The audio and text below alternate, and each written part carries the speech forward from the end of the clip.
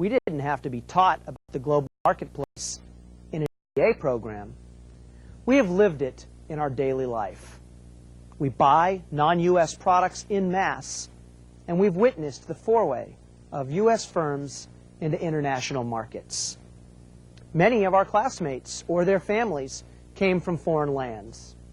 This includes Mexico and South America, Japan and Southeast Asia, Africa and Europe, and the list goes on.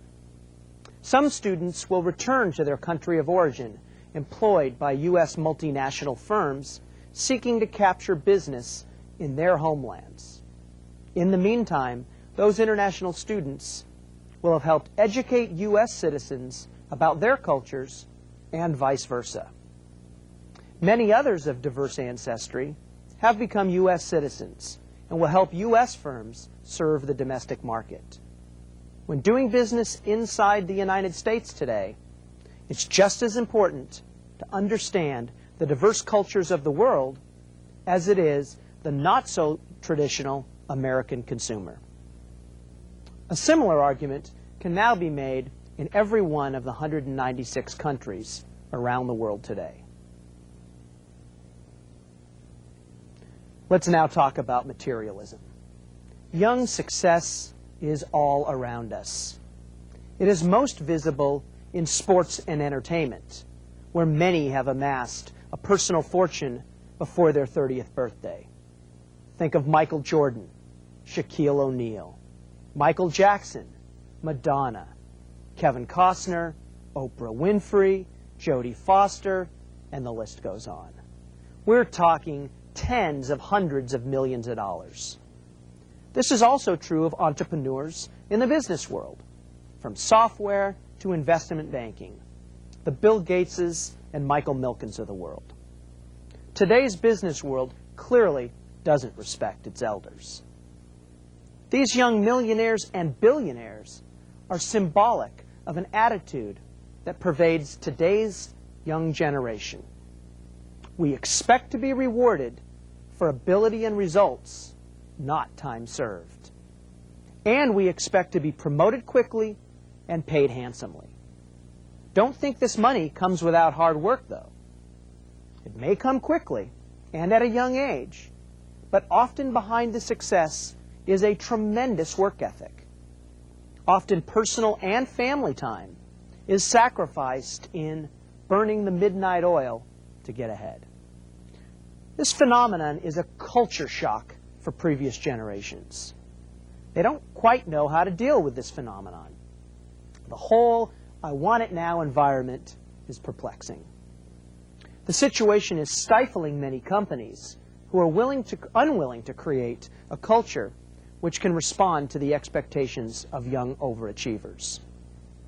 Many types of companies, from accounting firms to the Fortune 500, are losing people every day because they haven't changed their culture to compensate the best and the brightest. At the same time, success is being experienced by others, companies who are embracing young minds and aren't afraid to compensate for results.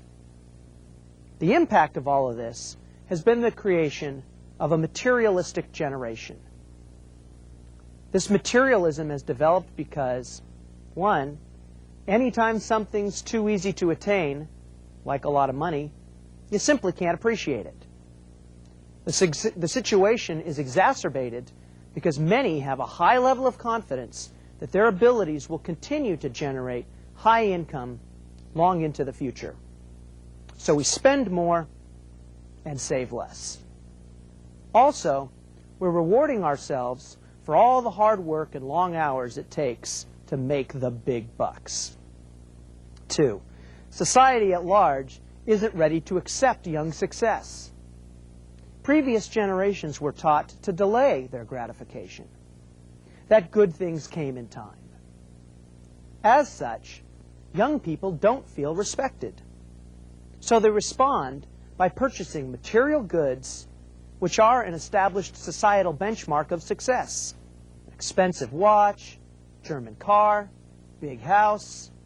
We say, if they won't acknowledge our success, We'll show them we're successful in terms they can understand. To some extent, the tendency to be more materialistic may be influenced by the fact that a significant percentage of our generation will make money the old-fashioned way. They'll inherit it. If you know there's a large nest egg out there waiting for you, it can reduce your motivation to save. Another important topic today is gender equity. The role of working women in society has changed dramatically over the last 25 years. During this time, families in the United States and in many other countries have essentially transitioned from a single income to dual income households. Most working-age women now choose to work. And while a large number of Generation X mothers don't work, X is the first generation which universally assumes that most all its women will work. They also fully expect women to realize equal compensation and advancement opportunities as men. The degree of these expectations is unprecedented for a generation of people. However, while last generation's issues of job opportunities, salary, and promotion for women are moving closer towards equity, the issues of the next generation will revolve around relationship management in the workplace. Generation X has or will marry at a later age than their parents did. This means that one's spouse will likely be met in the work or professional environment rather than in school. The more even balance of males and females in the workplace and the high incidence of divorce in the United States bolster the likelihood of this. Thus, at a time when society is defining the boundaries of appropriate behavior and sexual harassment in the workplace, there's a growing likelihood that the workplace presents the primary opportunity to meet your spouse. This generation will struggle to establish and manage appropriate relationship standards given these circumstances. As a result of its gender equity expectations, traditional gender-based roles at home have and will be blurred. The generation anticipates that traditionally female roles of child-rearing, cooking, laundry, housework, etc., will be shared. This can create a need for more flexible work schedules and benefits to allow both husband and wife to manage these responsibilities. A family with 2 working adults has scheduling challenges, but also has much higher income. From a scheduling perspective, leisure time in general, and particularly family time, is a very high priority. And the higher disposable income from 2 wage earners enables much more discretion in leisure time activities. Kids will be more spoiled, and parents will spoil themselves more by dining out, traveling, etc. Let's talk about happiness. For Generation Xers, achieving competitive success, acquiring wealth, and finding the right partner are all means to a single end, being happy. Happiness is our dream. It seems to come to us through a combination of getting what we want and of wanting more of what we already have. It is triggered by our own enjoyment of creativity. The pursuit of happiness is our driving force for productivity and hard work. Faith and religion are essential in our hope for a better world, a world characterized by peace and a respect for diversity. So let me leave you with a few thoughts. When all of these factors are taken into account, several conclusions about this generation prevail. Number 1, the work environment will adapt its structure, location, and operating procedures to meet the generation's requirements for flexibility, opportunity, and compensation. Number 2, leaders will emerge who are impatient yet flexible, have high expectations, and fully utilize technology. Number 3, people of diverse culture, ethnicity, economic background, gender, and sexual preference will collaborate like never before in society and elevate the compatibility and volume of international business. And 4, we will be well compensated and will like what we do.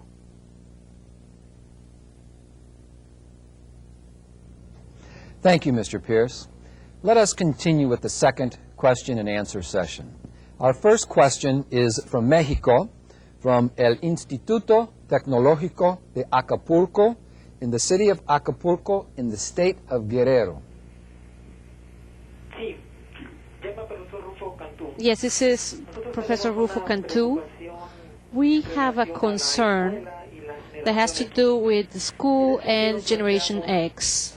Regarding this issue, we're asking what should be the response of today's schools for the social perspectives, the values of the students, and what should the role of the teacher be based on this diversity of influences and behaviors that the students have, so that we should talk about the areas in which the teacher should be prepared to better answer and face these challenges.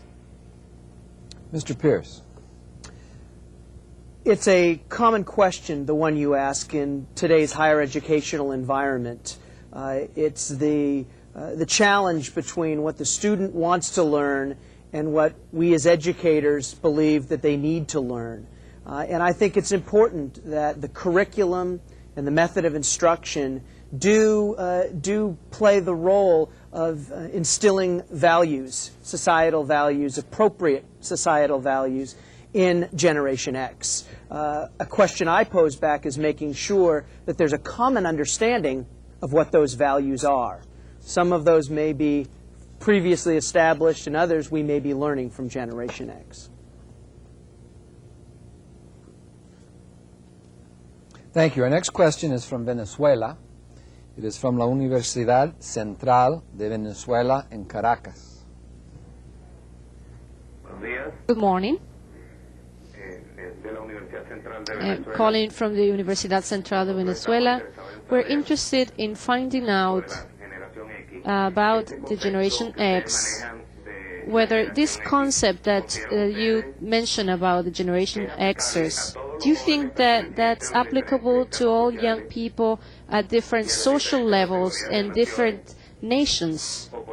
Or on the contrary, is this something only a reference of high social classes in developed countries? And in that case, how do future generations perceive Generation Xers, and how does that affect the family? Thank you. Dr. Chung, what do you think about the social economic level of Generation X? Is it just for the upper class? No, I don't think so. However, there is a difference in terms of access to technology. If the educational system can provide access to technology, then students from different social classes will be able to utilize the technology through Internet and World Wide Web. That's number one. Number two, young people today share information because information explosion is at hand. So teachers must try to cultivate their curiosity through access to such systems. Mr. Pierce, what do you think? I think a couple of things. Number one, that the magnitude of the trends you're seeing is more significant in professional workforce environments today.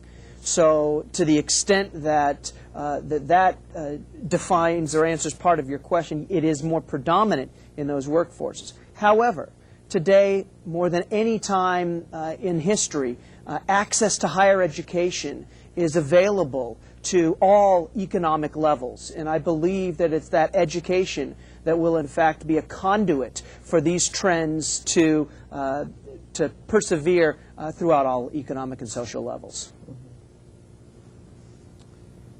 Thank you. Our next question is from Mexico, from el Instituto Tecnológico de Chetumal in the city of Chetumal in the state of Quintana Roo, Mexico.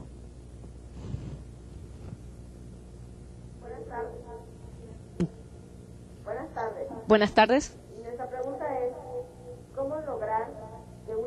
Our question is, how can we make a company with administrative and personnel control systems that are classical models can change to this new outlook so that the Generation Xers can develop better?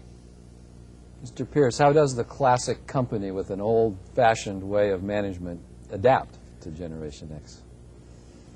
Sometimes that's a tough question. It's a combination. I would start first in the way it measures performance and handles regular performance evaluation of its people. And it needs to make a strong effort to eliminate some of the environmental biases already built into that evaluation process. And if that process is changed and the incentives are changed accordingly, then I think the company will be able to adapt. Sometimes it means changing people who won't change with the times, who are in management positions. Thank you. Our next question is from Mexico. It's from la Comisión Federal de Electricidad, Zona de Distribución, División Sureste, in the city of Oaxaca, in the state of Oaxaca, in Mexico. Buenos días.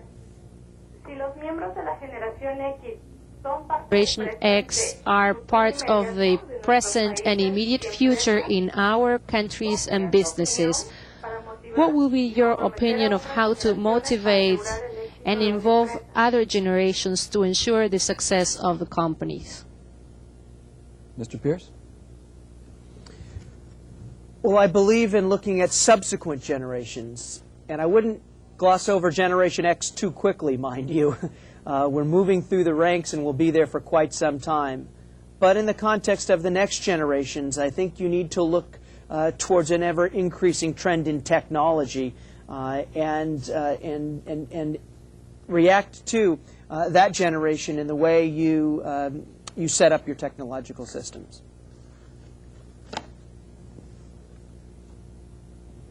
Thank you. Our next question should be in English from Brazil. It's from O Serviço Nacional de Aprendizagem Comercial in the city of Porto Alegre, again in the state of Rio Grande do Sul. Mr. Pierce, good afternoon. I'd like to know, how do you see the Generation X in politics? Do you think they can change the world? Thank you very much. A small question, Mr. Pierce. Well, we Generation Xers believe we can change the world, and we will be a clear force in international politics. I think there'll be a combination of factors that will influence future political trends.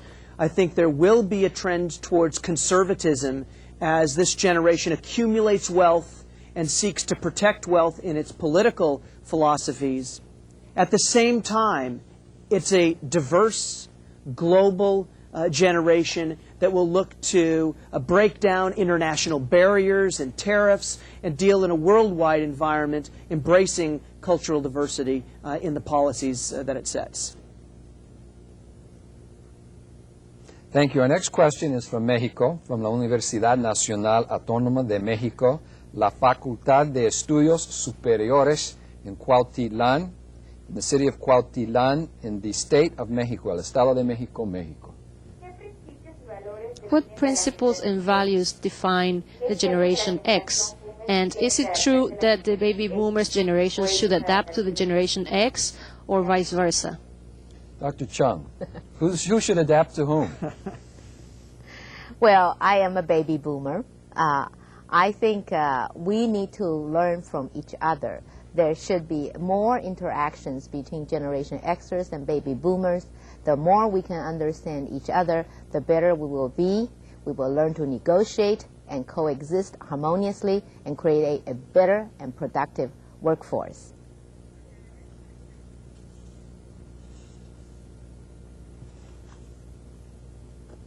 Thank you. Our next question is also from Mexico, from la Universidad Tecnológica de Nezahualcóyotl en el Estado de México, México.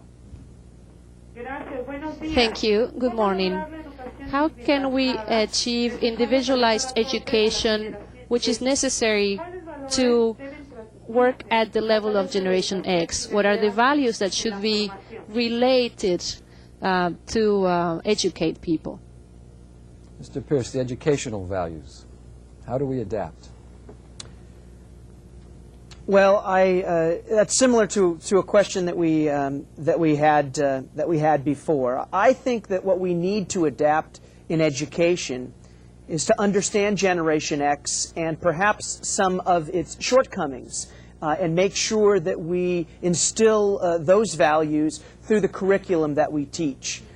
If in fact we are motivated by more materialism, I think that we need to focus on the social goodwill side as well. We need to make sure that they infiltrate into community service, and there's a way you can infiltrate that into your curriculum as well. We need to make Gen X good citizens, and I think we're inclined to be so, but could use a little help. Thank you. Our next question is from Mexico, from el Instituto Tecnológico de Tlalnepantla, Estado de México en México. Tlalnepantla. Hello? Sí, su pregunta. Good morning. We're calling from Tecnológico Tlalnepantla. I'm the engineer Mario César Segura Ledesma. My question is, how can you balance selfishness with your willingness to improve the world? Mr. Pierce, from personal experience. From personal experience, I think they can work quite nicely together. I think that sometimes being a little bit selfish, if you understand it and can use it to help motivate, that you can accomplish an awful lot. And I think I've spoke to before the issue that what superficially we may be seeking in monetary rewards doesn't necessarily speak to what it is that we want to accomplish. And there's an awful lot we have to contribute, and we feel pretty good about contributing to society because we know that we can make a difference. We've learned that because we've been incented by rewards in the workplace that have shown that if we work hard, we can make accomplishments, and now we can implement that to societal goals. Thank you. Our next question is from Peru, from la Universidad Nacional de Ingeniería en Lima. Buenos días. If businesses should take into consideration this new workforce of the Generation X, then what measures should they take to be able to count on them as true foundation for the development of these companies? Mr. Pierce. I think the key to generating employee loyalty, keeping people around, and advancing your companies is a combination of environment and rewards.